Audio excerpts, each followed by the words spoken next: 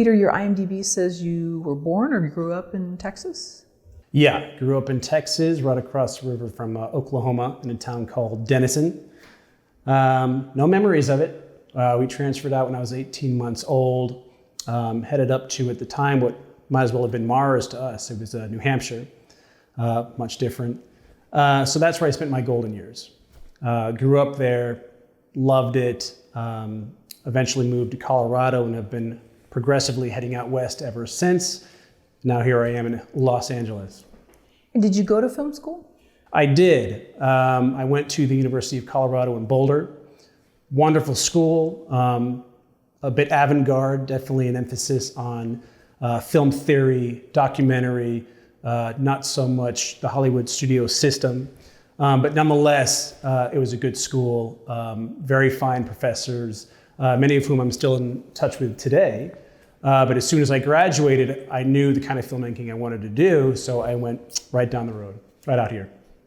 And you've done mostly horror films. I know you said you don't want to be just totally put in that one category, but was that your plan? No, it wasn't my plan. My first couple of films, actually, when I came out to LA, I needed a few years to put the pieces in place to start making movies. And my first couple of films were dramas. There was a thriller in there, but it was not at all horror. I made a few of those and decided to, in a sense, lighten it up a little bit to have some fun and go into kind of a fun genre type of picture. And I have a soft spot for horror. I've always loved horror. I always will love horror. And it was not until my third or fourth picture in, I believe, that I delved into that genre, and then I rolled off a number in a row, and those started to pick up steam, and I started to get branded as a horror filmmaker, and which I'll take. I enjoy it, but no, I've delved into a number of genres, and I imagine I'll continue to in years to come. When you were at film school, you said it was a bit avant-garde. So were they, because they were in Colorado, did they not sort of know that Hollywood kind of has its own set of rules, some of which are fantastic and some of which are terribly unethical? Oh, they were all too aware of the type of business. I mean, it certainly was the antithesis to going to, say, USC, where you are trained, certainly the master's program, where they train you for the industry and what type of pictures they're looking to make out there and how to break into the industry. Plus, you're out there in Los Angeles Metro, and you're meeting these contacts that can get you right into the business. CU was more about teaching you from a grassroots standpoint, just the love of film itself. Again, a lot of it was documentary or experimental or independent, I guess would be a better word to wrap up all of it. They weren't so interested in training you to go out there and make the next blockbuster. Wasn't on their radar at all. They wanted to teach you about the classics, the silent period, and 40s, 50s, 60s, all the great film movements in all the different countries, which was an invaluable education. I loved it. I think if I'm going to be in this industry and to make film, I want to understand where it started, where it bloomed and where it's evolved and all those kind of things.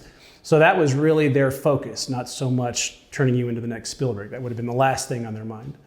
But it taught me a lot of important things in terms of what kind of filmmaker I wanted to be, what kind of stories I wanted to tell. And then I took that, and when I came out to Los Angeles, I let that evolve on its own.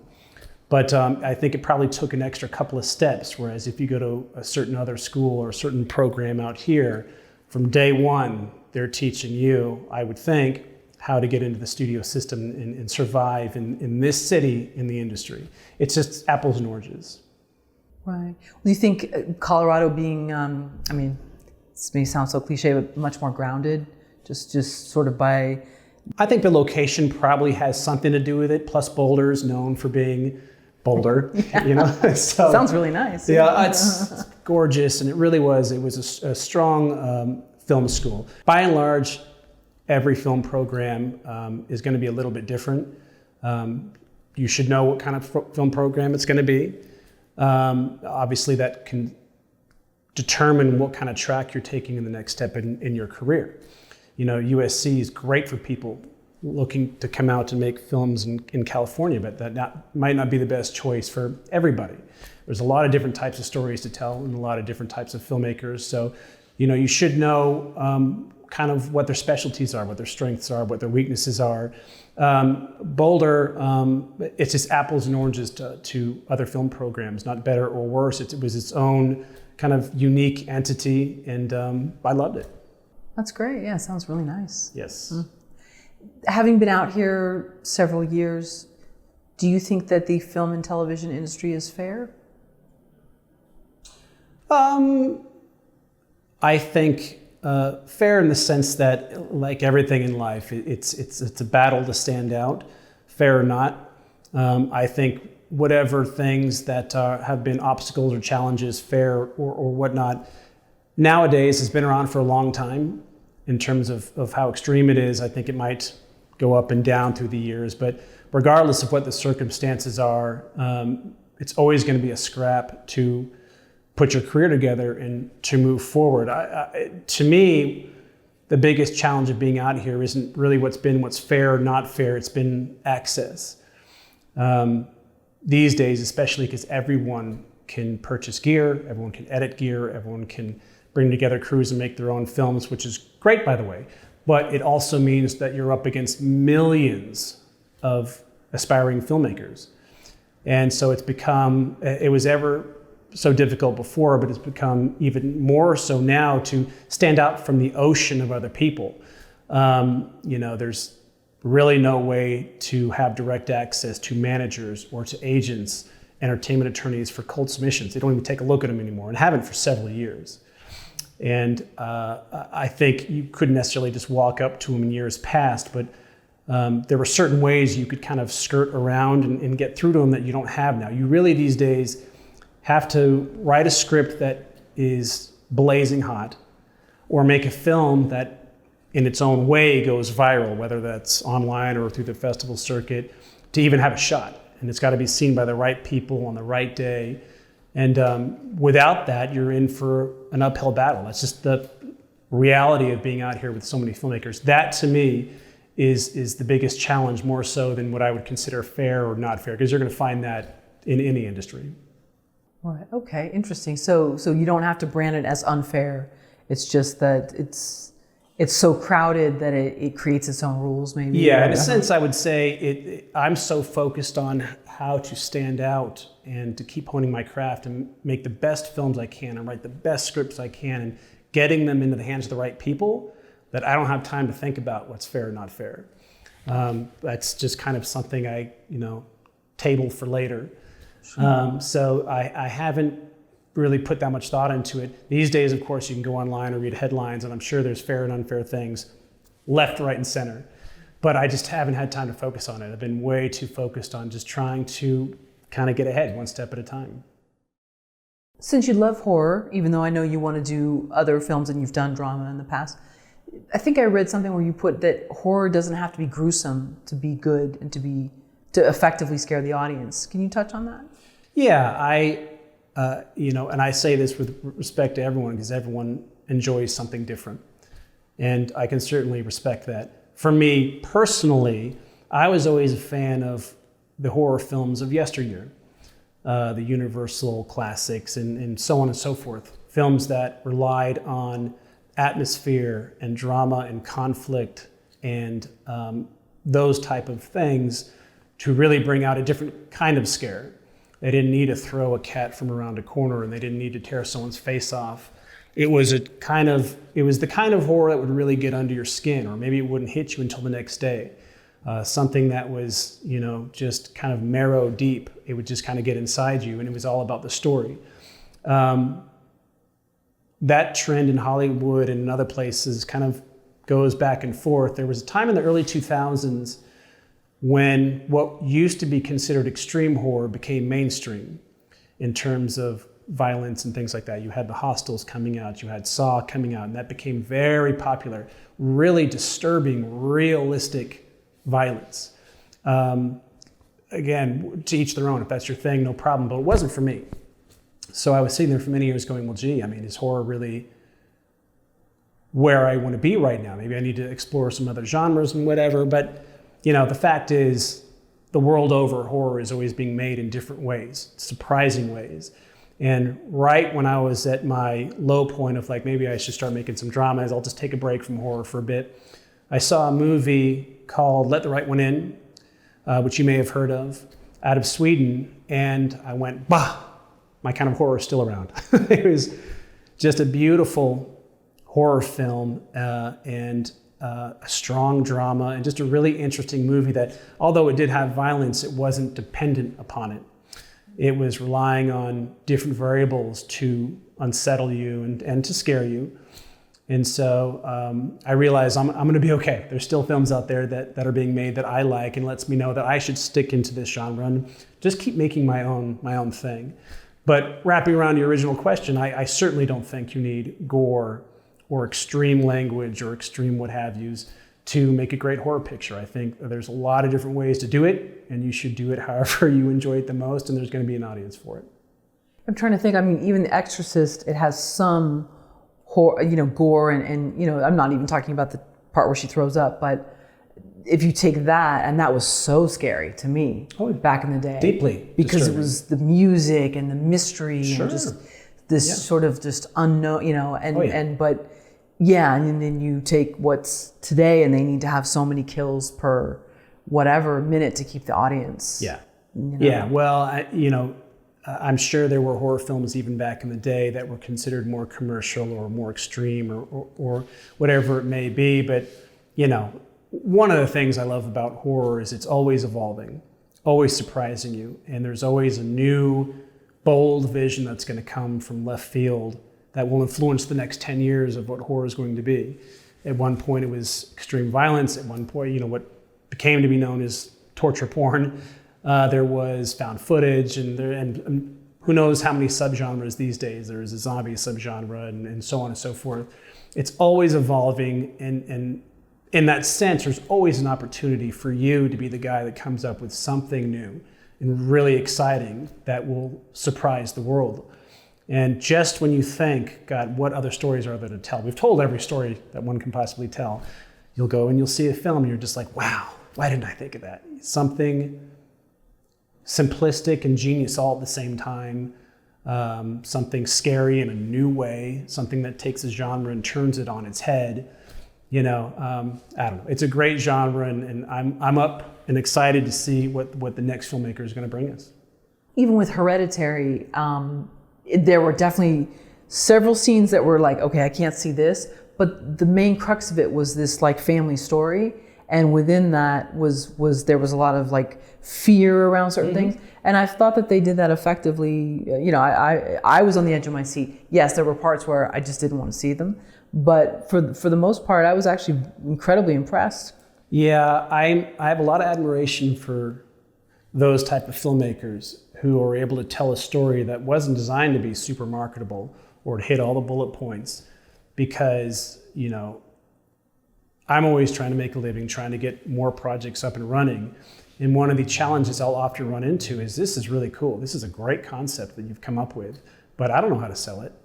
If you want to get something done with us, come back to us with something that hits all the marketing keynotes. Give us something that hits all the beats that everyone's seen before. And you're like, well, I do want to get a movie made, and I'd love to, do business, but it makes it challenging, I guess, to make something that's different and unique and doesn't follow all the rules or makes up some of its own rules. But where there's a will, there's a way. So when you find movies like that, Someone Got Made, or The Babadook, or any one of The Witch is another one, just movies where you're like, they're almost the antithesis of what one would usually consider a marketable genre picture, because they're so different and they're so kind of slow burns and just kind of doing it their own way.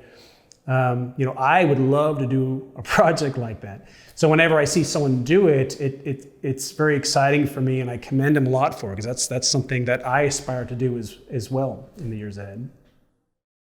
So when you don't have a lot of money to make a film, is it almost where you're making a better story in some sense? I think I read something where you said that those are actually some of the better stories that you've created. As always, it depends who you ask. With me, because for so many years I didn't have very much money, and I would make movies with whatever I had. I've made films for $200, $500, $1,000, and Yes, because you were forced to think economically. You couldn't afford to bring in all the best gear, all the best lights. You couldn't afford cranes. You couldn't afford multiple takes. You'd had to do everything in a day. So it would force you to really dig into a scene and go, this is how I want to tell this scene. And so for the most part, maybe not every time, but for the most part, I would find forced me to shoot a scene and then I'd watch the complete picture and it would come out stronger than I think if I'd had 25 different takes and 15 different angles and all the time and all the money in the world. So it's been a focusing agent for me. That being said, on any one of those, if I'd had the opportunity to have more money and more coverage, I probably would have gladly taken it. Oh, sure. Yeah. But no, I think, anytime you can dive into a scene and tell it well without all the tricks up your sleeve, that's always a good sign. Everything, if you do happen to have more time and more money and more crew and all the goodies, great, use it. Have fun with it, do things you wouldn't be able to do otherwise. But I think, any good script and a good story should be told and have the ability to be told with a camera and two guys right there. You know what I mean? Like it should almost tell itself. All you're doing is strengthening it and bringing it to life, but you really shouldn't need everything to tell it for you. Would you ever try to get a producer to work on your film for free? I would and I have. Oh, okay. Okay. Once I got into the feature world, the rules were a little different. That scenario has come up actually, but it's a little trickier and things can change. In the short film world, all bets are off. It's whatever you can do to get the film made. Once I'd built up a body of work, I'd done 5, 6, 7 short films, and I'd started to brand myself and try to get my work out there and get some press articles, whatever. I would use that to sell myself to producers or aspiring producers. Anyone who could help me, I would bring in so long if there was a way I could help them. So a lot of these people were people who just wanted to be involved in films. They may not have a lot of experience, but they had some funding. And I'd say, listen, I'm not going to take your money. I turned down a lot of students and a lot of young people, but if they could afford it, I'd take a few $100s. I'd give them some producing credits. I would ask them to come to set. I would teach them some things on the job, let them be involved, and of course do the premiere and all that stuff. But I was really never good at wanting to simply take people's money. But I would always try to give them something, especially those that were really volunteering their time and their efforts, weren't being paid a thing.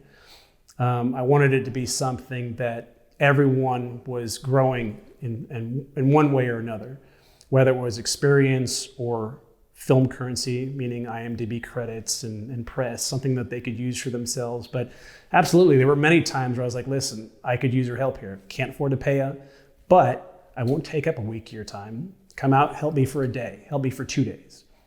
I would make it manageable so that it was something that they could do.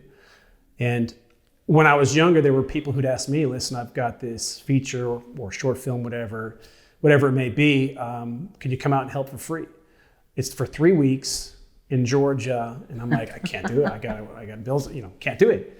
So I would, whenever I would put people in that position, I would make sure it was something that was reasonable and make the best of it. And by and large, it was always a great experience from both ends. You have how many features that you're either working on now or? I have half a dozen in various forms of development, but I have one in post-production. I had wrapped up post-production that's locking up distribution right now. Oh, great. And then I have one, Escape Room, which came out in 2017, which was my debut feature. Oh, great. And once I made the jump from shorts to features with Escape Room, there was, at least for the time being, no looking back. I said, I'm not getting any younger. I got to focus full time on features now and make a go of it. Sure. Because one of the main reasons I did those shorts for all those years, and I did 17, 18 shorts, whatever it was, had a blast, was to prepare myself for the feature world, to challenge myself and to put myself through trial by fire in every way I could think of. Working with kids, working at night, working with, ensemble cast, working with no lights, anything I could think of, I would write into a script and challenge myself to prepare for the feature world. And once Escape Room came out, things started to pick up. Nice. So my focus has been on that ever since, and I'm excited for those to come out, and I want a lot more to come out. I just want things to get busier. I think you said too that you didn't want to take on massive amounts of debt, and I think that's really smart because so many people do, and then they end up tapping out, and then they can't. Yeah. And then they can't answer their phone, and they can't, you know what I'm saying? And that's no way to live. And I get it if it's to pay medical bills, it's one thing, but to make a movie, it's like this shouldn't be where now this is going to be this like noose that I'm carrying. And that again comes down to who you ask, because I know a lot of filmmakers who went all in, maxed out credit cards, and they made it. That's true. Yeah. But by and large, it's a very dangerous move that I personally would never do. So I got lucky with Escape Room. I sold that script to some people, and it got financed. Nothing to do with my own personal credit. To me, and especially since I have kids, but many filmmakers do, that's a road I will never go down. I will always go out there, push my scripts out, pitch them, and so on and so forth through a variety of avenues.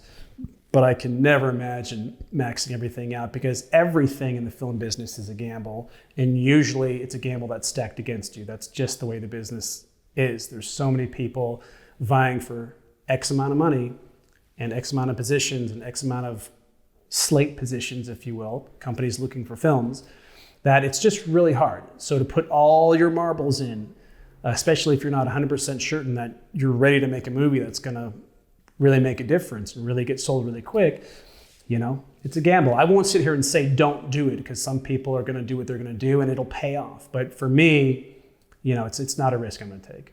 Yeah, I mean, if you don't have kids, okay, then a lot of things are. And some people they believe that strongly in their concept, and they are able to execute it.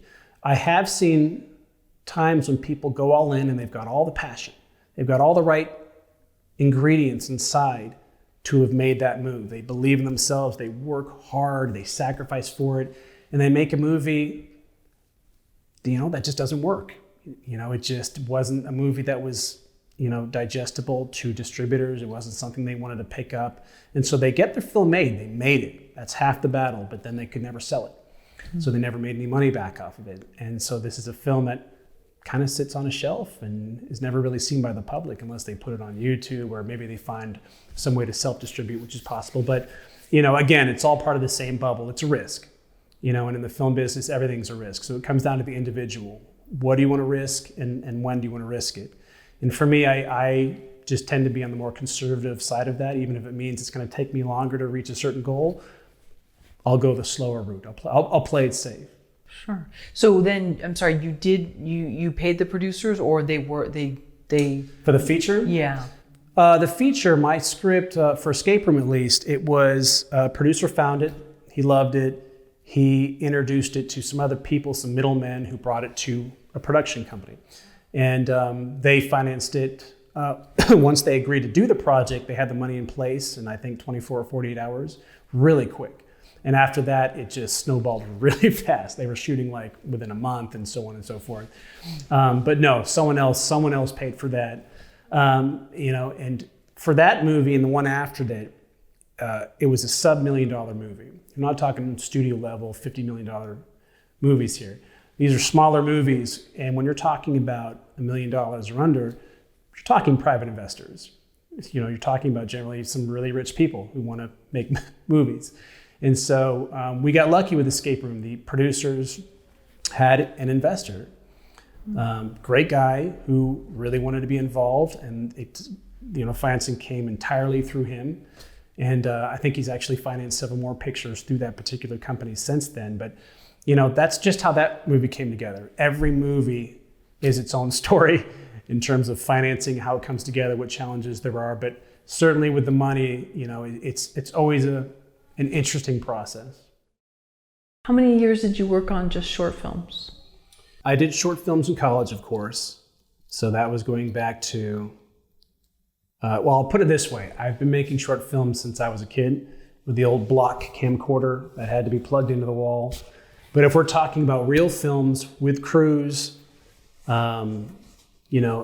professional or at least semi-professional, I think my first was in 99 or 2000.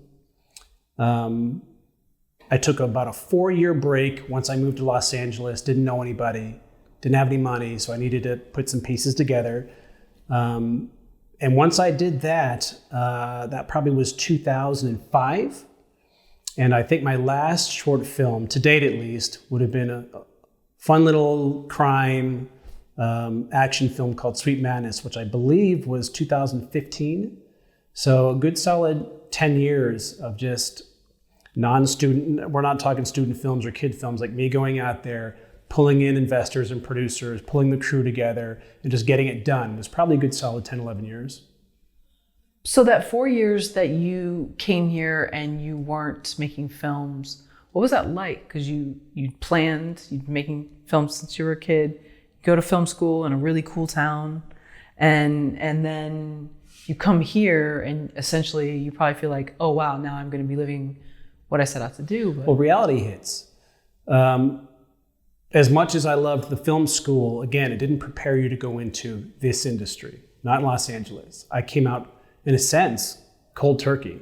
I'd been taught how to load some mags, and I wrote like a short film script in my senior film class, but I didn't know how to pull a crew together. I didn't know how to produce. I didn't know about permits. I didn't know anything about any of it. I knew I had to learn it though. I also didn't have any money. I had to get a job. Pretty soon you find yourself working a job or two. And then I tried, I was doing that. I got some internships on the side to try to meet people, figure out how the business worked. I eventually got a job at a literary agency representing writers and directors and so on and so forth to learn that side of the business. I started to put together my long-term plan at that point. I wanted to know who was who in the town. I wanted to know how contracts worked, what was fair, what wasn't fair. I wanted to learn how these people got representation, what it took. And it just took time to get these things in place. And while I was doing these jobs, I had access to no gear. I didn't have money to pay for gear. I didn't know people to ask. They'd come and volunteer. I had no press, no brand to sell myself, to get people to want to work with me for nothing. So it took a number of years to get to a place where I was like, okay, I'm as close as I'm going to be. I mean, I could wait another 10 years, but I'm as close as I'm going to be to having the ability to do my first post-college film. And that was around 2005. I just eventually just pulled the trigger. I said, I'm doing it. I'll figure out the rest. At some point, you just got to go with it. And so I did. I made that film for about $7,000 or $8,000. That was the last film I shot on actual film. After that, everything went digital, and it saved me a tremendous amount of money. But yeah, that's something that film students and everything can and should be aware of. In terms of me, I just didn't know any better. I went to a film school that taught me some amazing things about the history of film, and I'm so glad I learned it, but I came out here like a baby. I didn't know anybody, didn't know anything, and had to learn everything on my own from the ground up, which has proved beneficial to me in the long run. But at first it was challenging. You just had to find your way and just go with it. With film, you can read a million books, but there's no simple A to Z about how to make it or how to be a producer or a director or writer. So I kind of did it the only way I knew how. I learned how on set. And whatever mistakes I made, I learned from them and didn't do them again. But and everyone's got their own road. That was mine. So yeah, I had that little 4-year pause. And once that pause ended, I've been pumping out films ever since. Were you working at the literary agency the entire 4 years? No, what ended up, I worked at the literary agency for about 1.5 years. I interned at Paramount. I interned for some other producers in town. I worked at, I don't even remember the name of it. I worked at the mall. I worked at restaurants. I just worked. Yeah. You got to make your money. Oh, sure. But that taught me early on one of the most important lessons, which for me, I always knew what I wanted to do. There was no doubt about it. And I was prepared for it to be an uphill battle for the rest of my life. And it has been. I mean, being a filmmaker is hard in all the best ways to me. I think everything you really love and care about is hard. You know, it takes a lot of effort, and filmmaking certainly requires a lot of effort. But as I've been out here in Los Angeles, steadily working away and putting my pieces in place and kind of figuring out, okay, where is this going to lead me in 5 years versus 10 years? Like, where do I want to go and how am I going to get there? It took a while for me to figure out exactly what I needed to do. But throughout that journey, I saw a lot of people come out wanting to do the same. They wouldn't make it very long. And one of the most common traits I saw in the people who didn't make it very long were those who I don't think fully appreciated how hard filmmaking is. I think they loved film. I don't think they loved filmmaking. And it's an important difference. I think that if you come out to this town with stars in your eyes, and some of these things I've written about before, which you might have read some of my articles, but I think if you come out to LA to be a filmmaker and kind of the preeminent thought you have is fame and fortune, I think that's a fine motivation to have. But if it's your primary motivation, I think it's going to be disappointing for you, because the odds are of you making it big are slim to none. I think for me, and for most others, if you can sit there and tell yourself that I would do this for free the rest of my life, working side jobs. I'm never going to make a lot of money. I'm not going to have a big house in Beverly Hills. I'm not going to, mingle with the stars. If you can tell yourself that I would be happy just making stories, small films that maybe will go to some festivals, but that's about it, and you're okay with that, as let's say a worst case scenario, that's all you're ever going to do, and you're okay with that, I think you're on your way. That's a very good place to start. If you do achieve more and you aspire for more, I think that's perfectly fine. But to me, that's always been icing on the cake. It'll be a bonus. But I think at your core, you really need to love the process, because it's a challenging one and it's not for everybody. Did you see anything that was eye-opening by working with these writers at the literary agency? I mean, I don't know how close you actually got to the writers. Maybe you didn't get that close to them, but just in terms of seeing the ones that, because I know there's writers that are frustrated with the whether they're novelists or whatever, and it's not what they thought, and they have editors totally controlling their book, and it's, so there's a lot of similarities. I learned a lot of things working at the agency. I think in terms of your question, the most important thing I took out of it from a strictly writing and directing standpoint is that the fight never ends, because it is very, very hard to get representation from a manager standpoint, but certainly from an agency standpoint. You pretty much have to be a moneymaker to get attention from an agency. Sometimes they'll take on someone who won a big festival because they believe in them and they see them as a good investment. But what would happen often is if an agent has, say, 30 clients, these are all people who've made it. They're talented people. They've broken through from that ocean of people. Even then, maybe the top 5 clients get time with the agents. Everyone else gets ignored for weeks at a time because they're not the big money. They're not making the big A-list movies with the hot new director or the established director. They, made something that won a big festival, Telluride or whatever it may be. Or they're a journeyman who's made some movies that have been successful here and there. But anyways, they're people who've made movies, many of which have been released theatrically. They've made it. They're still fighting. It's going to be a scrap, unless you're Spielberg or one of these upper echelon people. It's always going to be a scrap. And that was something I learned early on. I said, oh, so these guys, they made it. I mean, they fought the fight, and they emerged from 500,000 other aspiring filmmakers, and they made it. And they're still like, I need a job. Like, get me into a room. Let me pitch my script, whatever it is. So that was interesting to me. And I think both enlightening and I think advantageous. Because again, I was already kind of prepared, but it prepared me even more so to be okay with that, to be okay to never reach a point where I go, okay, boy, projects are being thrown on my lap left and right. This is great. That even after I and here I am with Escape Room came out theatrically worldwide, opened up #1 in the UK, so it did pretty good. It was a small movie, but it did pretty good. I didn't have agencies calling me. No management companies called me. No entertainment attorneys called me. I'm still securing my own deals. And I'm getting more and more and better deals, but it's not like it opened the floodgates. So there's never like a door you open where it's easy from here on out. And I think a lot of people would be surprised to hear that, especially filmmakers.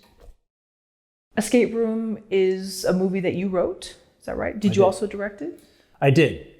I had written several spec screenplays that were very ambitious, very my Hereditary or my Babadook, my Let the Right One In, something bold and different and atmospheric and so on. And a lot of my specs would get optioned, but not financed. It always scared the financiers. They want something you can pitch in one line, something that can easily be marketed in one genre, maybe two.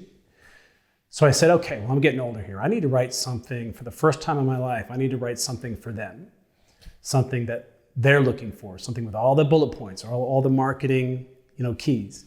I said, so my game will be, what can I write for them that I'm still proud of? Something that walks the line. That's something for them and something for me also. So they like something that's got a strong hook, that's high concept, that can be produced easily, all these things. So I had been to an escape room and saw that it was kind of blowing up and getting more and more popular. And I said, okay, well, I'm going to form a story around that.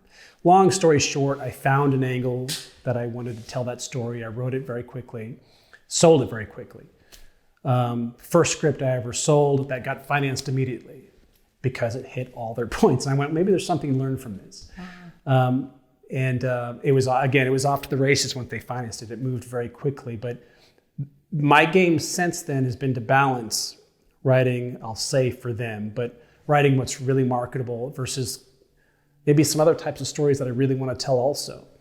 I try to oscillate and kind of go between them a little bit without going too far into any. It's a fine dance that I'm still learning and will continue to learn a little bit more. But it's interesting because there's a lot of super talented writers I've seen out there who've never had a single script financed, even optioned, because they have written these bold screenplays that,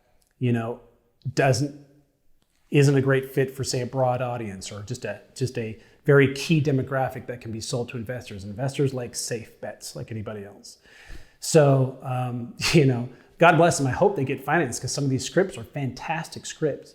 But if you are a new script writer and you are looking to be like, gosh, I'd do anything to get optioned that one time. Let me get optioned. It is something worth considering. Keep fighting the good fight. But, if you're going to be in the business of filmmaking, there is a business aspect to it. And that includes marketable material.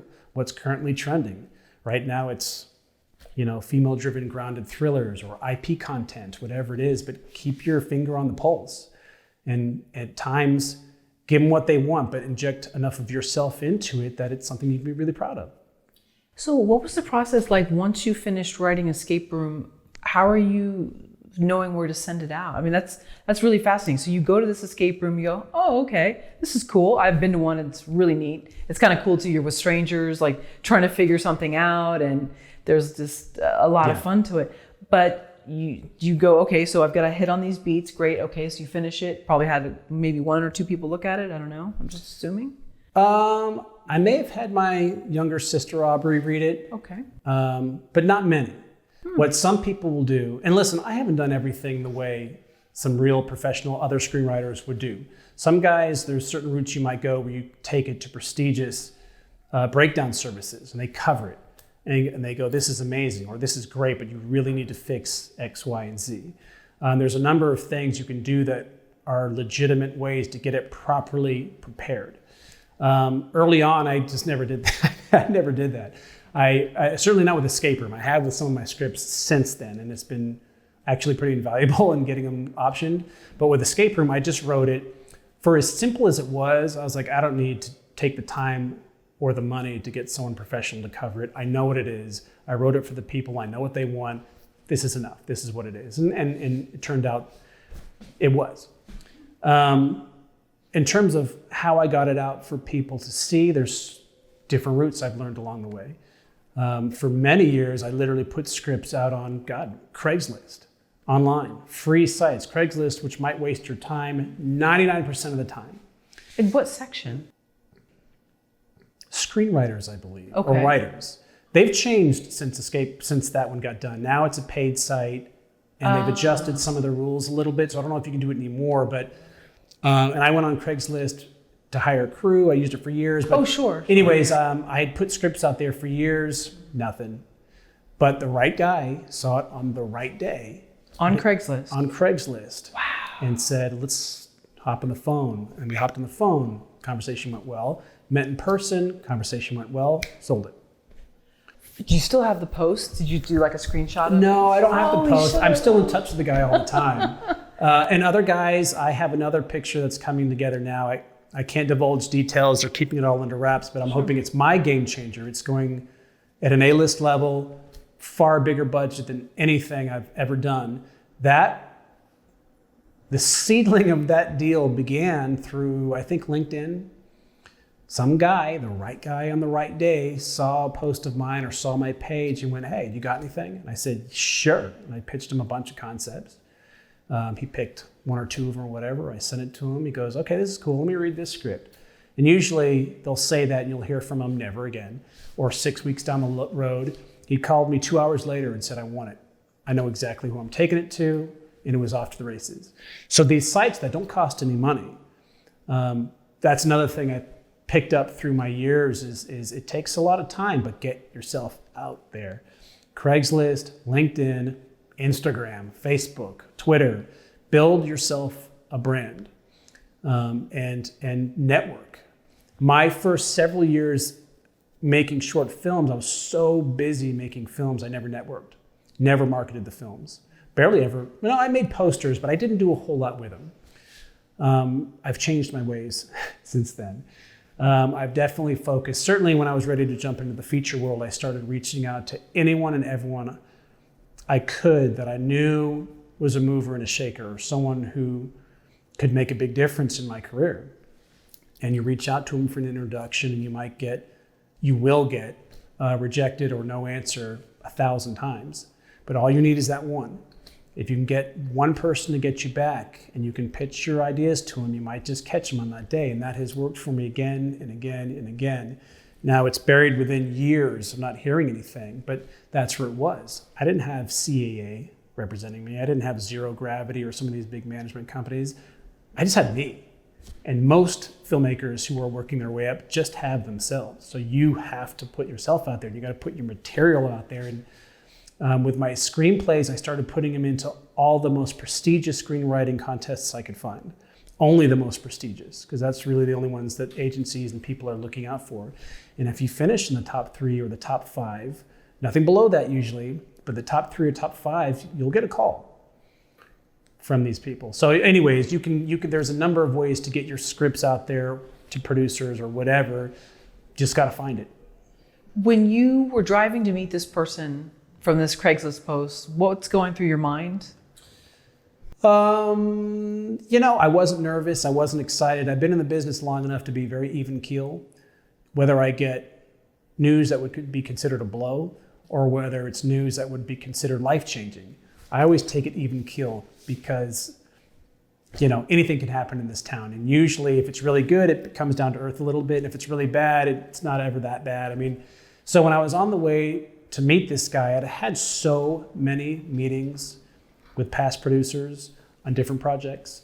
And I'd had so many of my scripts optioned that it just wasn't a big deal to me. I went there prepared for however it might go. He liked the script. I'll have a meeting with him, see if he's a nice guy. He'll say yes, he'll say no, I'll move on to the next one. You do it enough time over so many years, it kind of ceases to affect you. It ceases to affect me as much. And I think part of that is a defense mechanism, because if you're living and dying by the rejection or the success of each project, that's a hard way to live life. Because in the film business, you're going to be rejected for years. I don't care how famous you are. And you'll have some successes too. Enjoy them, grieve the losses that you have. But you got to kind of, keep your head on your shoulders. So then once you realized that this person was legit and they really did want to option your script, what were the steps? They drew up a contract and they presented it to you?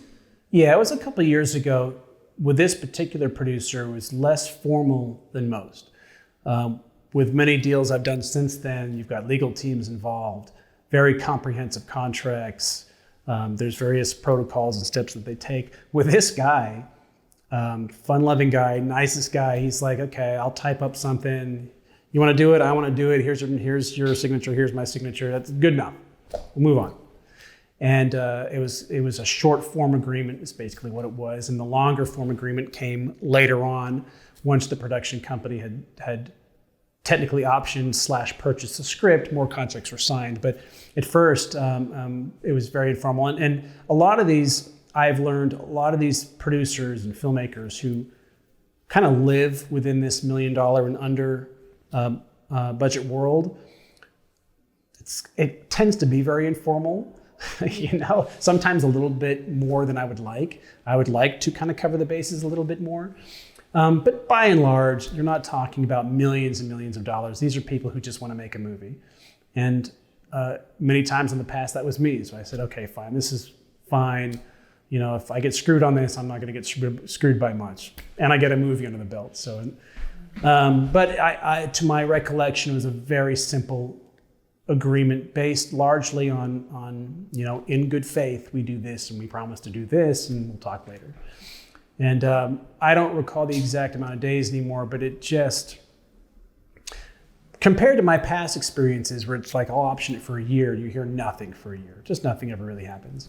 This was just like, I've got this guy I know, we'll give it to him. He knows these guys who are looking for this material. They're kind of a startup and they're really doing a lot of pictures right now. It went to them. I had one meeting with them.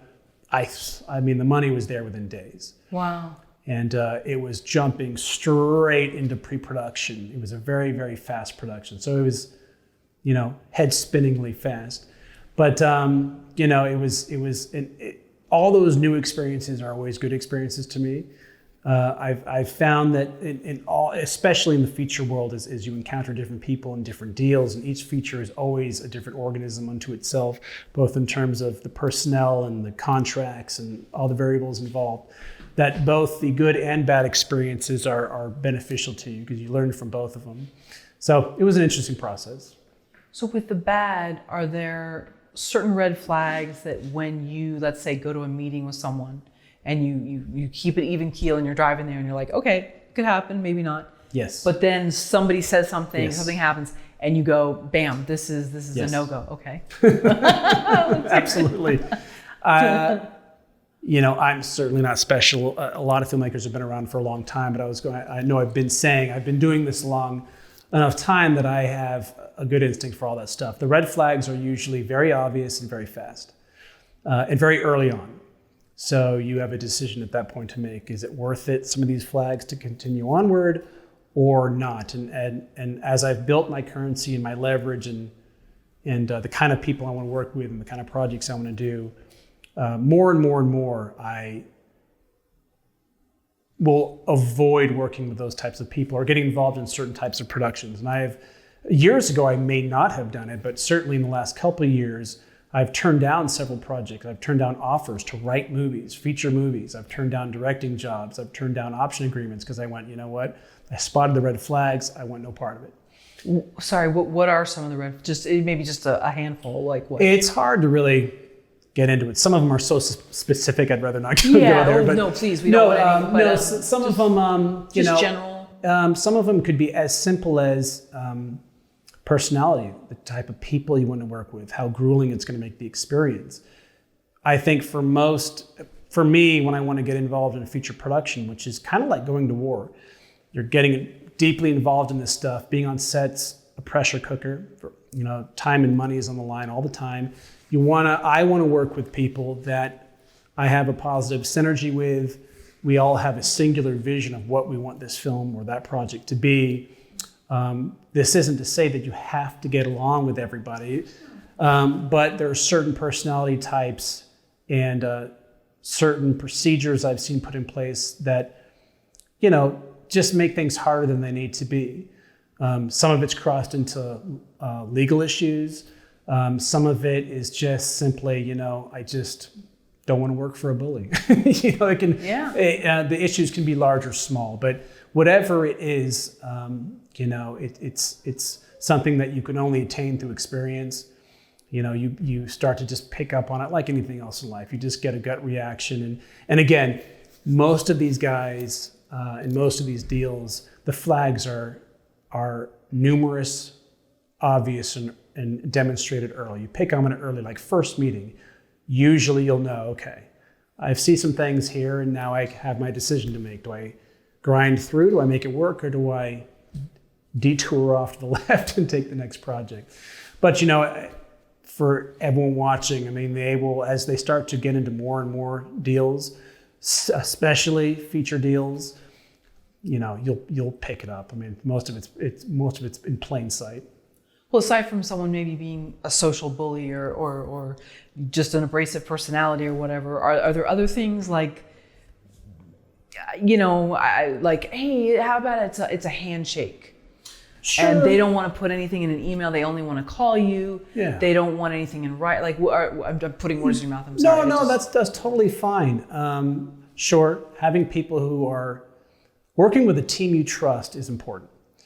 Working with a team that you're comfortable with and you're cohesive with.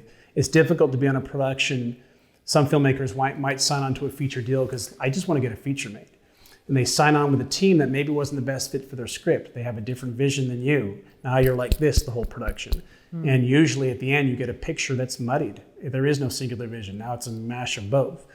So you should always know who you're going into business with. Get a feel for them. That's what those meetings are for. Figure out who you're comfortable with and who you're not comfortable with. A lot of the time, it's also not the kind of flags that are raised once you're deep into production. It's like the first call or two. For instance, you'd ask for examples. For me, very quickly now, I'll know a producer who's going to waste my time for 6 months and never get anything done. Mind you, a lot of these guys are totally decent people. Not a malicious bone in their body, but I know enough now that when I hear certain things or I see the way they do certain things or what their plan is or lack thereof for their production in terms of getting financing or putting together a pitch deck or where they're going to do their business, so on and so forth, I know this person's never going to get this picture made. They'll try, but they're never going to get it made. And again, it's hard to explain how you pick that up. It's fairly basic stuff, but for me, I just kind of figured it out a long time ago. So I try to work with people where I go, this guy is serious business. He knows what he's doing. I've heard his plan. It's sound. This is a man with experience or a woman. This is someone who they're saying all the right things. I know exactly what they're talking about. I visualize what their business proposal is. They do everything legit. None of it's lazy or incomplete or rushed. Simple little things like that. But I try my best to work with people who I'm confident have the ability to actually get my scripts made. Otherwise, I won't do this. Otherwise, I'll turn down the offer, I guess, if you will. And that's the most important step. The second, of course, is sure, I'd love them to be people that we have a good synergy together. Sure. We can talk about the project and move forward in a way that's not only healthy for the relationship and leads to more features down the line, more collaborations, but also is in the best interest of the script itself. Because you never want to sign on to one of these things and see this script that you bled for to kind of create and bring it to life kind of turn into this kind of haphazard completed project that you're just like, I don't even want my friends to see it. Like, I don't want anyone to see it. I luckily haven't had anything that severe, but I can see how it can get there very quickly if you're not careful. So I guess the lesson would be, especially early on, yes, you need to get a feature under your belt. And sometimes you might have to sacrifice a little bit to get it done, but don't throw all your eggs in one basket just to get your project made. Make sure it's made with the right people. Find the right people that you're comfortable with, and go for that. It's perfectly fine to pass on a few potential parties and find the right fit. With Escape Room, you wrote the script. Did you also pitch yourself as being the director, or was that something that came later? Right off the bat, I always knew I wanted to write and direct. I'd done that with all my short films. But directing in the feature world is very tricky. Investors like their pool of people. Unless you have a theatrically distributed feature under your belt with name talent, you're usually not going to get on their list. Even if you've done amazing shorts, it's just not going to happen.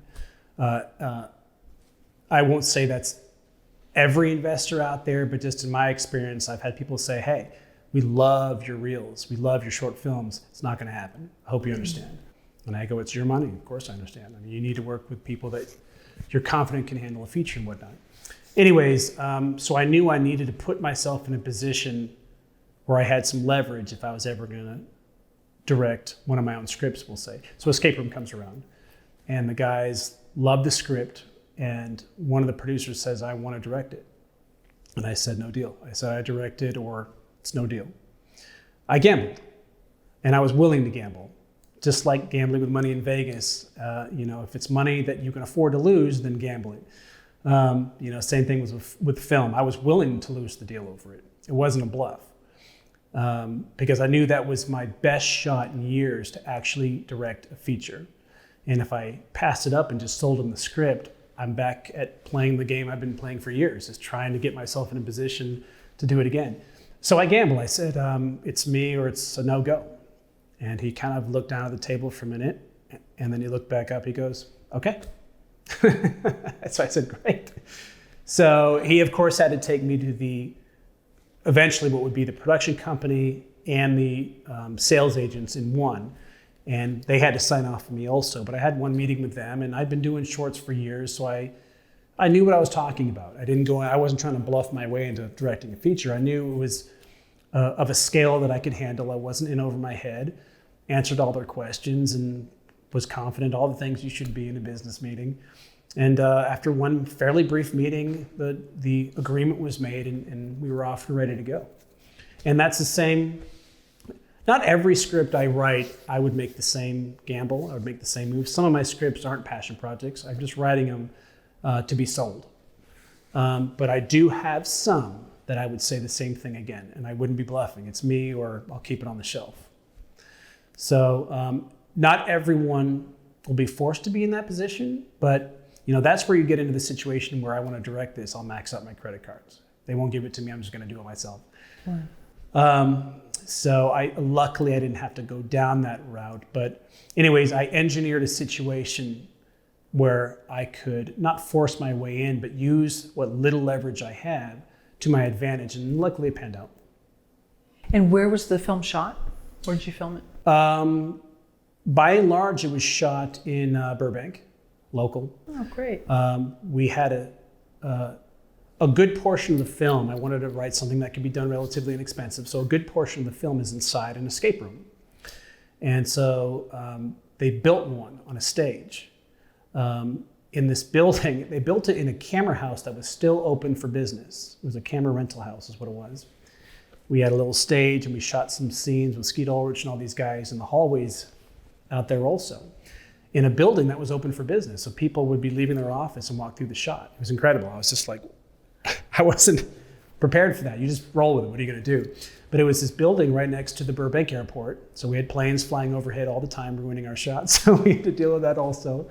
And then we had some desert shots that were shot out in Lancaster and some other various locations. But by and large, it was local, because it was all designed to be. I wanted to write something that was just relatively speaking, was just the easiest thing to produce. What's the most attractive thing I can make for investors? This is something that can be shot real quick for very little money, high concept, good hook. Why wouldn't we produce it? I was just trying to give them everything you could give them and reduce the amount of no's that they could possibly come up with. That's pretty cool. Wow. So it's just like these green lights that just happen with that one. Yeah. Yeah, and it's, I didn't know what would happen after that. I was like, wow, here I am. I've been working my whole life. I've got a movie playing in theaters. I was like, that's great. And I was like, it's a small movie, so I don't know what attention I'm going to get. But as I mentioned before, no agency called, no management company called. I did get press, but not like Hollywood Reporter. Like, it didn't really do that much for me. So I didn't know what to expect. As I said, the fight never ends. So I've got a bunch of feature deals that are pending right now. They're in pre-production, they're in development. One's locking up distribution. Not a one of them stemmed from Escape Room. Those were other deals that I've just kept up the fight, kept out there going, just grinding away. So it's an interesting profession we've chosen. You never know what you're going to get. Again, as I said, I'm even keel about it. I'm always working on new projects, and I'll never stop. And I'm not surprised that Escape Room didn't open up the floodgates for me, and I'm actually okay with it. You just kind of keep going. Every day you keep going, and I've been doing it for so many years now that it's all I know. But all the more reason for beginner directors and beginner writers to prepare themselves for that. Like, the fight kind of is endless. It's kind of forever. And I think for most of us, for me, the fight is part of what we love about the business, because not all of us can do what it is that we do. To me, it's kind of a privilege to be able to say that not only do you survive the business, but you thrive in it. So that's, you kind of grasp onto the positive aspects of it and just keep going. Looking back on it now, what were the drawbacks and the benefits to making so many shorts? And do you think it was worth it? I know you wanted to make a feature much sooner. Yeah, I would say that for me personally, it's worked out just fine. I've taken an unusual path. I've taken a very patient path. I wanted to prepare myself as much as possible with all my short films, as I'd mentioned before, and I did that. So I didn't want to get into the director's chair for a feature and blow it. It's hard enough to get that first chance. I didn't want to get there and blow it and never get another chance. So for me, it worked out nicely, but it took 15 years, 15 odd years, whatever it was, 10 years. Whereas other people go, listen, I'm going to go for it from the beginning. And again, some of them make it early. And since they're younger than me, I mean, agencies love hot, up and coming talent. So if you're young, mid-20s, and you make something really cool, you're going to get more attention than if I make something cool. It's just kind of the way the business, at least the industry out here, is just kind of set up. So I can't say the way I did it is right or wrong or whatnot. I've always been a patient guy. I've always taken my own road to things. So, I think it's been beneficial to me. Obviously, the drawbacks are I'm 40 and I only have what will soon be 2 features under my belt. And if I'd taken a slightly different path, maybe I'd have 10 at this point. But that's a drawback I'm willing to live with. I think I did it the only way that it was ever going to work for me. And it's an interesting question, because if you ask 10 other filmmakers what they think of my strategy, they might laugh their heads off for all I know. I don't know. But it's a weird business. Everyone's on their own. You are totally on. You can read as many books on the subject as you want. The reality is no one's going to give you anything. You got to go out there and earn it through talent and hard work, and perseverance, and all those kind of things. And every single filmmaker, myself included, every single filmmaker I've ever met literally has their own fascinating story as to how they got it done, how they got noticed.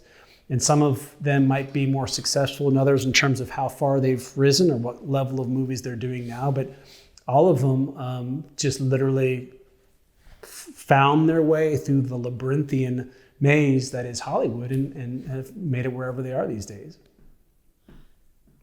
Can you recommend any resources for a young filmmaker starting out? I know you said everybody has their own path. Are there some resources that have been really valuable for you in terms of DIY, sort of not learning about film theory or whatever? But no, sure. No, I understand. I'm sure there's a million books on the subject, and I read many in college that were perfectly fine. Literally, in terms of people from a nuts and bolts standpoint, what do I do? How do I start directing at all, or whatever? I would recommend just getting on set. Get on as a PA. Get on whatever you can. Get on a lot of sets. Figure out how a set works. You don't have to become an expert at it. You don't have to spend 5 years on the set, but get on the set. Figure it out the world that you're going to be living in and leading at some point as certainly as a director. Know that world, and that is the very seedling to you starting to put together your own world. I would recommend working at places that will teach you what you need to know. If you're not on set, go work at a camera rental house. Learn the gear. If you want to get into writing and producing, work at an agency, work at a management company, work at a production company. I would learn who's in your business. Who do you want to know? There's a lot of assistants out there. Figure out who works for who, network. In terms of gear, become an expert at it. You don't have to become, someone who's paid $1,000 a day to run the gear, but know it from a general standpoint. Know what you need, know what you don't need. If you're writing, I would say one of the best steps you can do is read great screenplays. They're all online these days anyhow. Read The Godfather, read whatever. You can read new scripts, old scripts, read, and then read some more. Figure out what made them great. Then start writing yourself and write. It's probably going to be pretty awful at first. It'll get better until you start to find your own voice. And that's what you do, whether you're learning the gear and pulling it together to start tackling, producing, and directing your own short film, or whether you're writing your own scripts. Don't be intimidated by it. Don't be scared by it. You just do it.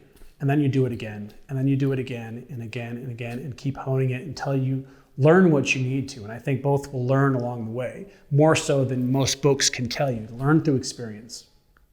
You say that horror sparks conversation? I think a great story sparks conversation.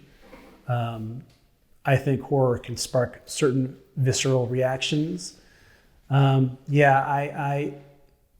think a great film, my dream as a filmmaker is have one of my scripts or one of my films cause an audience to want to leave the theater and go and talk about it and debate about it and think about it.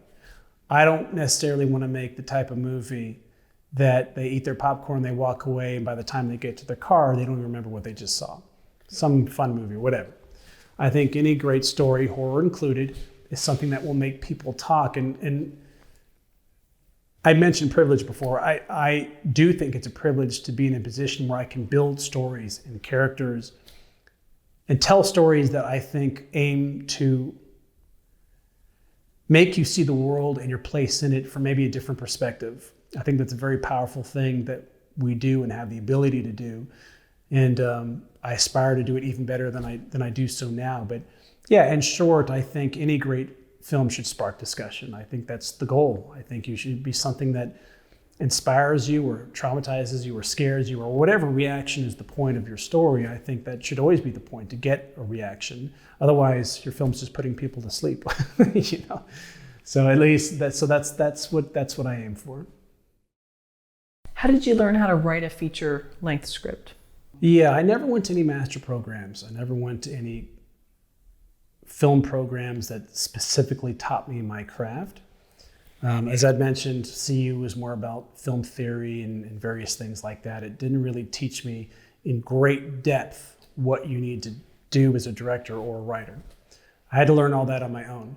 Whether I did it right or wrong, who's to say? But for me, as I alluded to before, I just wrote. And through all that writing, through all those years, you start to find your own voice. And when I wasn't writing, I was reading. Again, great scripts, different kinds of scripts. The more type of scripts, the better. Different styles. You never want to get attached to one person's style because you might start to emulate it. I mean, read different styles and go, gosh, this is amazing. I never thought you could do it this way. And what I eventually learned through the years is when I'm writing my scripts, I don't just want to write a scene or write a story. I bring literally the words, the structure of the sentences themselves to life. I break things apart, certain descriptions, certain ways I do it depending on the project. It should be an experience to read it. And it should be something that literally pulls the reader from one page to the next to where they can't stop. If your script doesn't hook the reader on the first page, you're done. That's just the reality. Is a lot of agents and managers will joke, well, I'll give you the old 5-page rule. It was the rule of thumb. Some say 10, but that means I'll read the first 5 pages. And if it doesn't have me, I don't read the rest. Because these guys are reading hundreds of scripts a week. They don't got time. And they've got a good radar. They know what gets it. In my personal opinion, I think they give it half a page or a page. If your script just isn't really good, both from a grammatical, structural, story standpoint, whatever it is, immediately you're not going to gain any traction with them. So that's the goal as a writer, is you keep writing. And when I was teaching myself to write, I aspired to get to that point. I wanted to pull them in from the first sentence and never let them go. And how to achieve that in a variety of different genres and whatever your story is about was a challenge, and you just keep working on it until you get it. Did you read any books or screenwriting books, or no? It was just all scripts and watching movies. Okay. Yeah, and that's a good point you just made. Watch a lot of movies. Watch some good movies. You can learn a lot from that. What some people will do, because writing a scene with a lot of dialogue can be tricky, because once you film it, you go, boy, it's just a bunch of talking heads. This is so dialogue heavy. Watch a great scene between two characters talking in a movie, and then write it down. Most of the time, not all the time. With Aaron Sorkin, it might be a different choice or a different circumstance, but with most writers, once you write down the dialogue from one of your favorite movies, you'll see it's a lot shorter than you think. These guys know what they're doing. They know how to write something that doesn't turn into a 5-page monologue. Watch a lot of movies. Watch them and learn from them, and then again, keep reading lots of different screenplays. Obviously, I'm sure there's some invaluable books out there you could read. And obviously, there's master programs. You can go out there and get a master's in screenwriting. And for all I know, you can write the pants off of me after going there for a year. But there's certainly those types of things are available to anyone at any time. I never had the time or money for it, so I did it, you could say, the hard way. But for me, it was just, I guess I'd learned through my directing and producing that experience breeds experience, and that's what pushed me forward. So it was the same with my writing. I wasn't reading books, I was just writing, and what reading I was doing was other people's work. What's working for them? What are they doing that I'm not doing in my scripts? And I would never try to emulate their voice, because every great script writer, you can read it and you can almost go, I know who wrote this.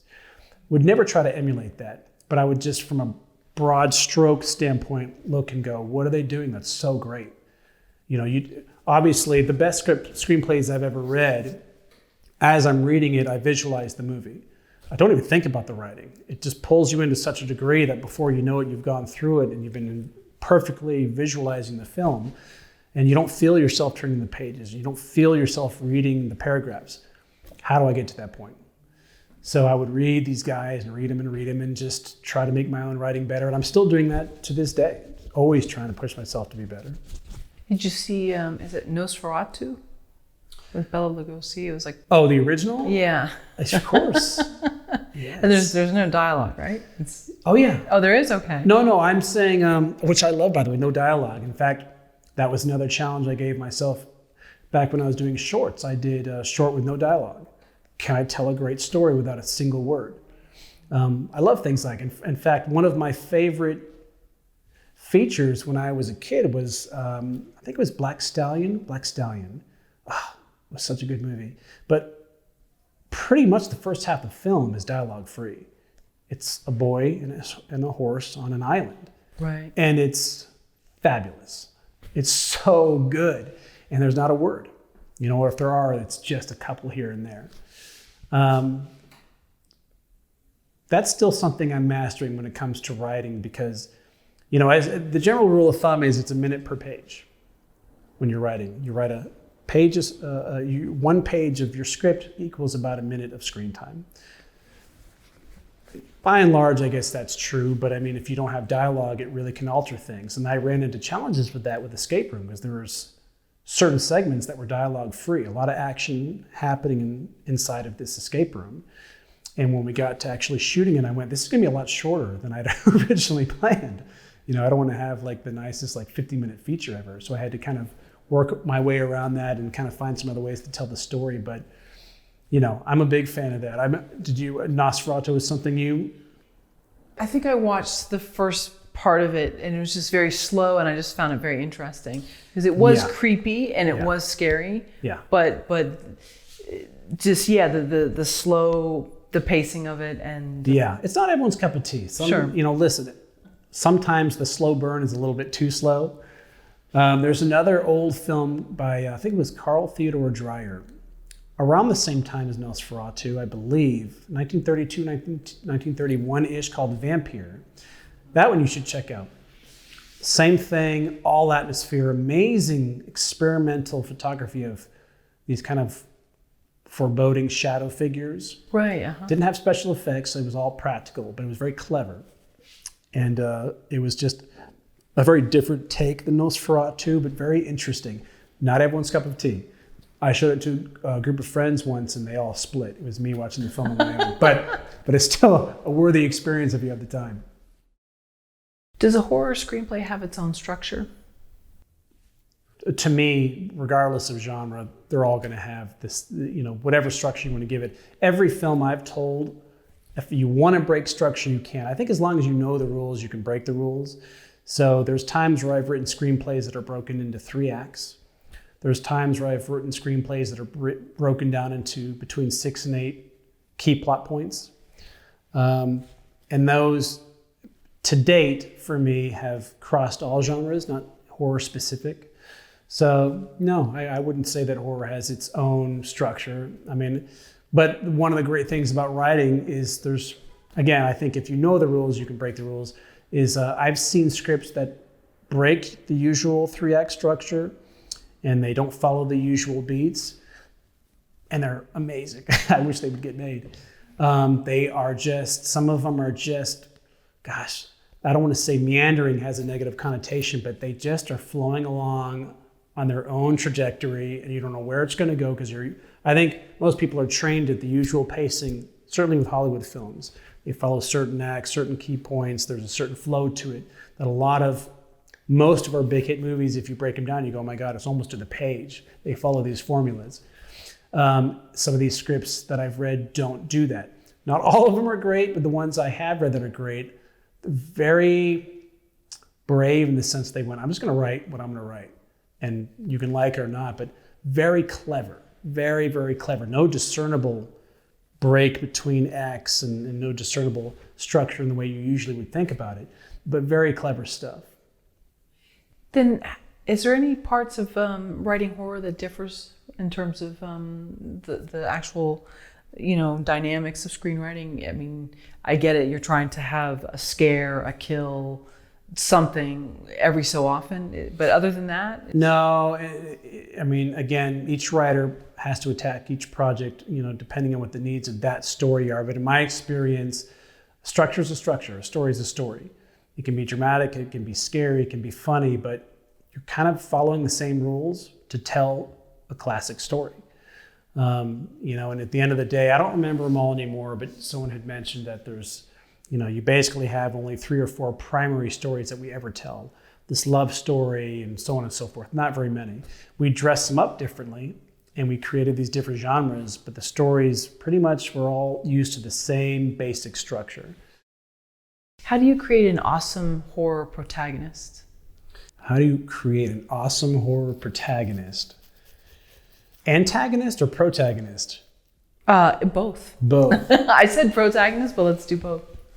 I think it just comes down to, for me in particular, what horror films inspired you the most. And for me, I have certain ones that were important to me or influenced me, certain horror directors that influenced me more so than others, certain life experiences, I think, certain real life fears.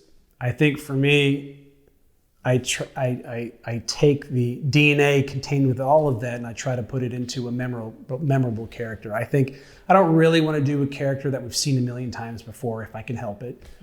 I want to make someone where you truly don't know what's going to happen next, where you feel the stakes are heightened. One of the tropes and one of the consequences of following the similar structure when we're writing screenplays is the audience kind of by this point knows where it's going most of the time. They've seen everything. It's hard to really fool them. So whenever I'm putting together a story and whenever I'm coming up with characters, whether it's a protagonist and certainly an antagonist, is I want to do someone who, if it's a horror piece, someone who scares me. And where that comes from just depends on what the story is. But I want them to be memorable. I want them to be unique and to stand out. I think it'd be fun if one day, if I ever did that type of story, I made one of those guys who becomes iconic. Why not have it be the next Pennywise? You've seen these fun posters they'll do where all the bad guys are in a movie theater. I want one of my guys to be there. I want them in that group. Someone that kind of just stands out, just like the filmmaker themselves has to find a way to stand out from the crowd. I'd love to come up with a character that, people remember and kind of stands the test of time. I think that's the goal. Well, I mean, do you think that the person has to be real likable? Let's just take Carrie, and I know that I use that a lot, but I found Carrie to be a very likable character. I know maybe people do, and I found that the antagonist in the film to be very unlikable. Yeah, I think as always, each story is organic and the characters have to be true to what the story is. I am attracted to, I think, good guys that aren't squeaky clean and bad guys that aren't vaudeville bad, twirling their mustaches. I like to muddy it up. I like gray characters. I think that's something that people can relate to a lot. If you see a bad guy that at times I wouldn't say you empathize with, but you can understand a little bit. Definitely not a James Bond villain. This is someone who is more relatable and in that sense can be more scary. It could be someone you know or someone that you can believe running into someday. And same thing with a good guy. I'm far more interested in a protagonist who I can relate to. And most people, they're not perfect. They've got flaws and maybe they've had some things in the past that they regret.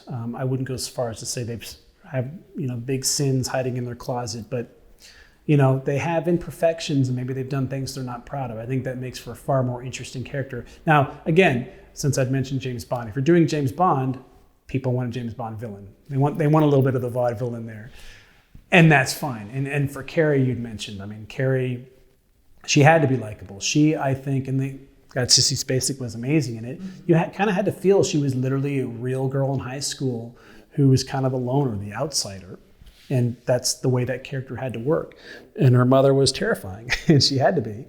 And I don't think making that mother empathetic would have worked from that story. So the kind of gray character I'm talking about, comes down to the appropriate story that it's used for. So, but for me, those are the kind of characters that attract me, good or bad. And generally when I'm coming up with a story, I look for ways to really kind of flesh them out in that manner. And then you had the Betty Buckley character who to some could have seemed like the bad guy, but she was, very altruistic to Carrie. Yeah. And was almost like prodding her and like this tough love. And I thought that was a great thing because she didn't have that. She had all these different forces. Yeah. Listen, I think whether you're making someone who's a little bit muddy or they're just full on bad or full on good, I think the goal should be to make these characters, three-dimensional. You should almost be able to feel their motivations just by watching their face or their actions or what they're doing in the scene, not necessarily only with dialogue. And from any writing standpoint, that's what you're always aiming for. No one really ever, I think, sets out to write what they would call kind of the cardboard, or the carbon copy, characters, someone who feels very two or one-dimensional and very flat, and they're kind of saying what you expect them to say. No writer sets out to do that on purpose, I think, but it's a tricky thing to really flesh characters out on the page. I'm sure when they wrote, Carrie, they didn't have Sissy Spacek there to flesh it out. They didn't have her there to bring it to life. Someone originally had to bring that character to life on the page. It's a hard thing to do. And I think it's something that writers must demand of themselves to really aspire to and work on and really try to get there as best they can. And am I there yet? I don't know, but I try to be. And going forward, as always, as in everything I do, always trying to push it to the next level. Just get a little bit better, hone your craft, and keep going further and further. I think I'll do that until I die. I don't know any filmmaker or writer who feels they've finally got it. They finally got it, at some point. I think they're all, even the best of the best, I imagine, are still honing their craft. Well, with the Nightmare on Elm Street series, it seemed like the protagonist would change, but the antagonist was always the same. And so, am I correct in that? It's been through several the series or yes, through the first film? Well, there were a few. Oh, there are many of them. Yeah, so I'm just trying to remember correctly. So it seemed like the protagonist always changed, but the antagonist was always the same. Yeah, he needed more people to kill. I guess so. Yeah. Okay. All right. And then you put in the music too, so it was this fun sort of almost party feel to a lot of it, but then you knew something. Franchises are tricky, and I give people a lot of credit for trying to take them on. This is, had you mentioned Nightmare on Elm Street? Because, yeah, I remember thinking that when I watched about a year ago the original film. It's a scary movie. It's a really scary movie. And I had forgotten how popular it was. It went on to span 5 or 6 films or whatever it was. But it became so popular, and this happens in a lot of horror franchises, that the original antagonist becomes part of the pop culture zeitgeist. He eventually became the comic relief in his own movies. Whenever Freddy was in the scene, he was giving all the funny lines. It was very strange. Right? I think I remember that. And then they took a break for a few years and they made the New Nightmare where they made him scary again. But they needed that break. He was like a different character. Still Freddy Krueger, but he looked a little different. He was very dark or whatever. Yeah.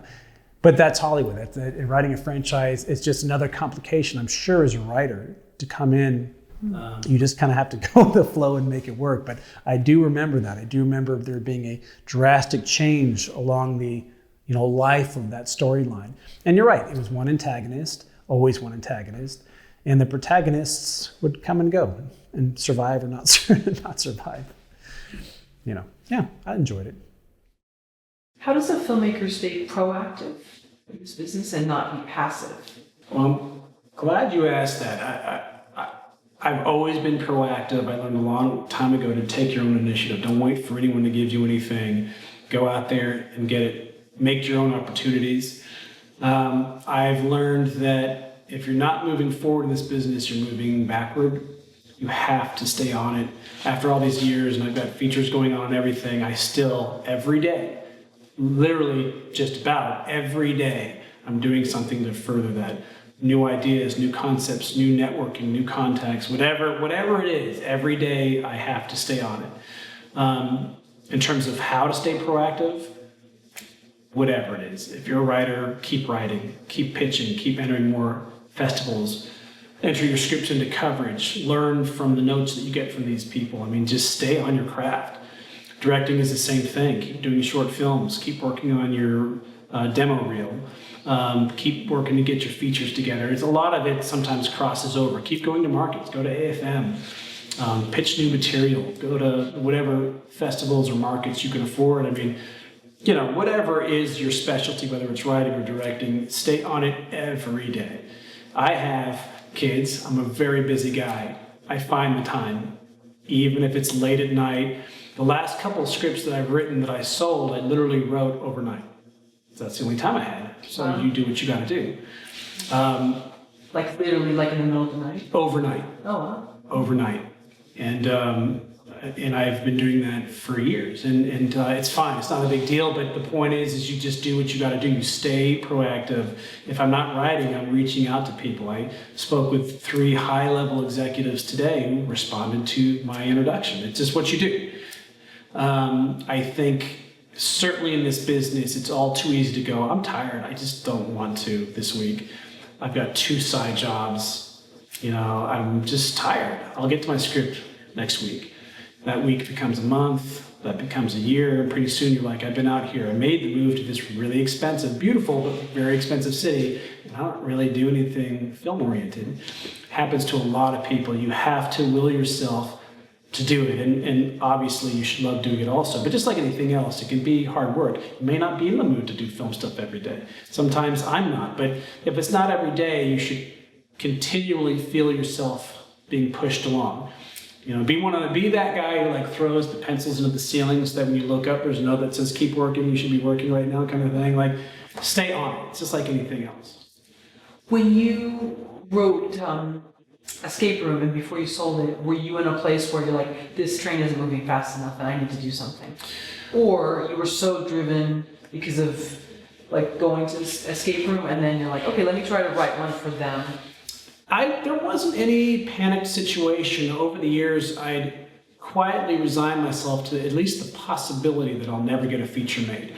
I'd had so many of my scripts optioned but not financed that I was like, okay, I might just be making my short films for dream seekers forever.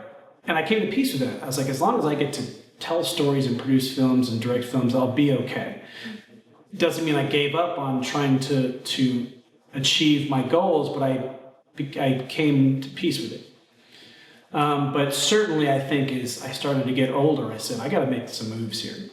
I can't just keep doing what I've been doing. I got to do something and I got to make it happen.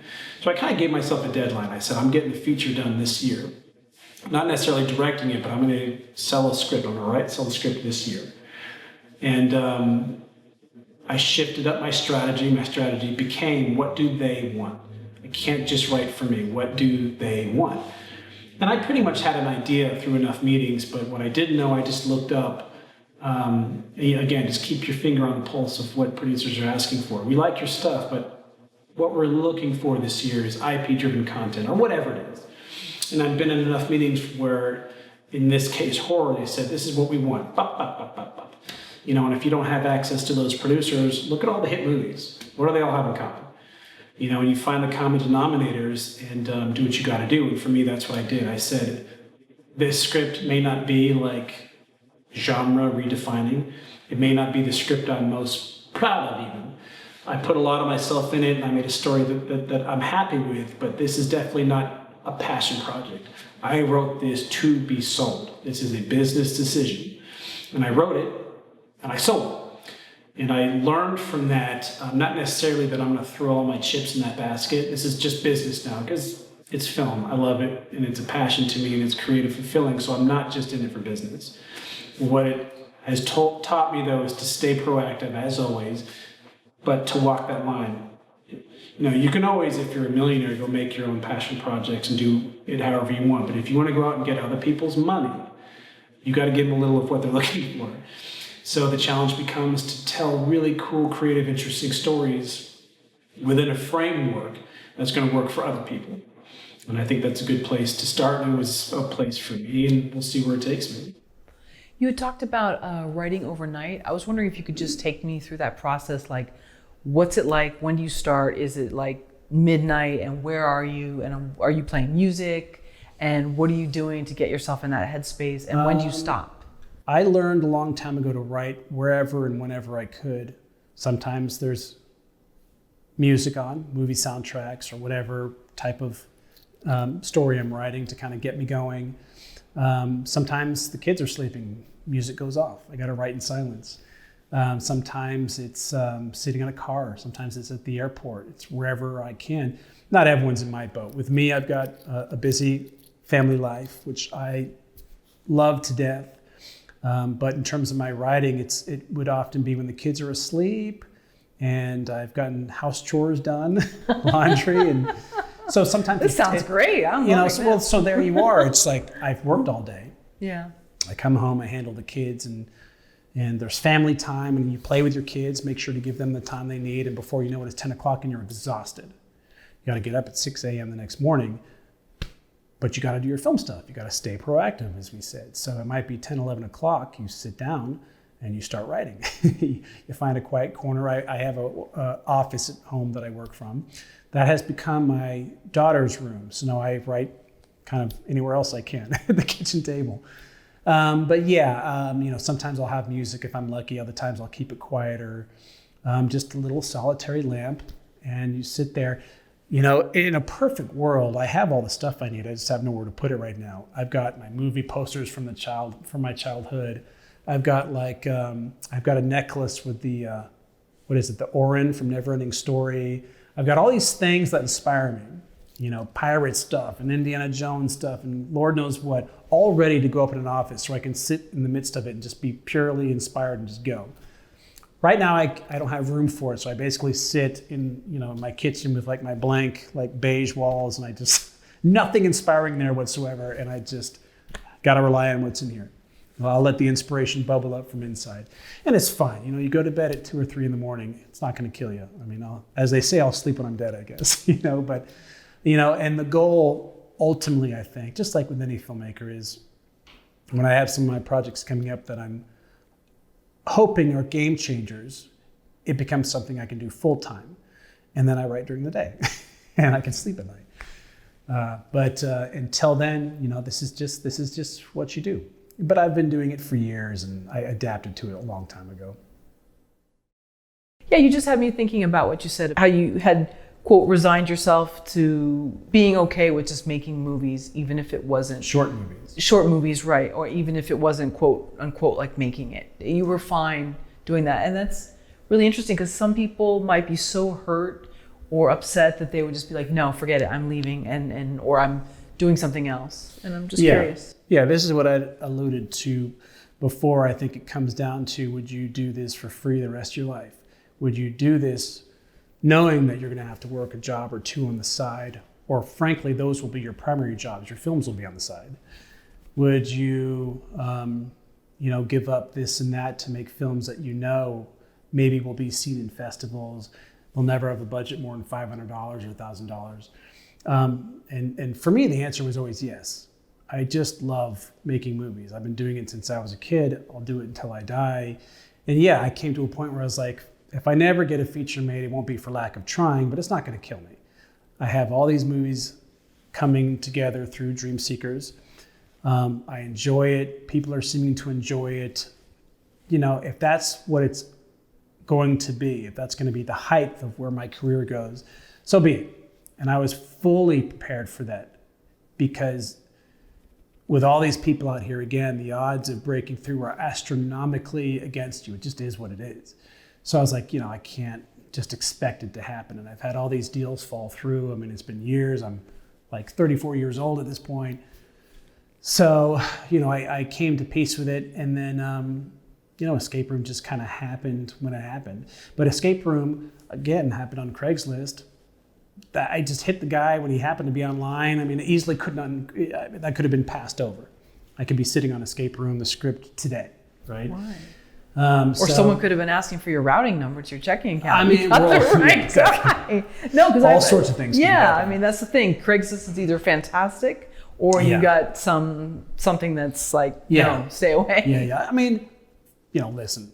Do you want to be meeting your film producers and setting up big deals through Craigslist? No. In fact, I don't think I don't think the system works that way anymore. Usually, I use it as a way to find some mid-level crew positions. Yeah, it's a great place for that. Which was safe enough. It was fine.